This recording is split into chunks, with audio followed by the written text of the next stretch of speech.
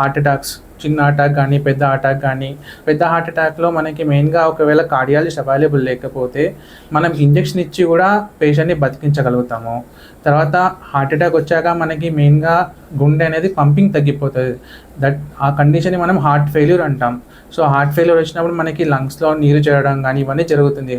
So ఆయాసం పెరుగుతుంది. So అవన్నీ కూడా మనము ఇంజెక్షన్స్ ద్వారా కానీ, మందుల ద్వారా కానీ, ఇంకా వెంటిలేటర్ సపోర్ట్తో కానీ ఇవన్నీ తగ్గించగలుగుతాం.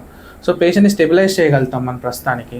మళ్ళీ తర్వాత పక్కన లంగ్స్కి వస్తే లంగ్స్ సంబంధించిన వ్యాధులు అంటే ఆస్తమా కానీ, సిఓపిడి కానీ, మళ్ళీ pneumonias, viral pneumonias, bacterial pneumonias, అన్ని రకాలైన నిమోనియాస్ మనం ట్రీట్ చేయగలుగుతాం.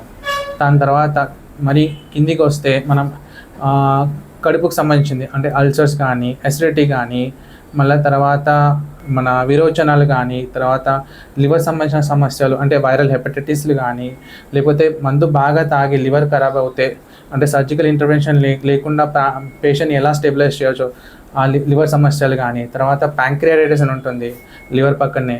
మెయిన్ కారణం అయితే మందు వల్ల మనకి ప్యాంక్రియాటైటిస్ ఉంది. దాన్ని కూడా మనం సరైన పద్ధతిలో ట్రీట్మెంట్ చేయడం అంటే కాంప్లికేషన్స్ కాకుండా చూసుకుంటాము. Medistar Hospitals now brings quality care closer to you.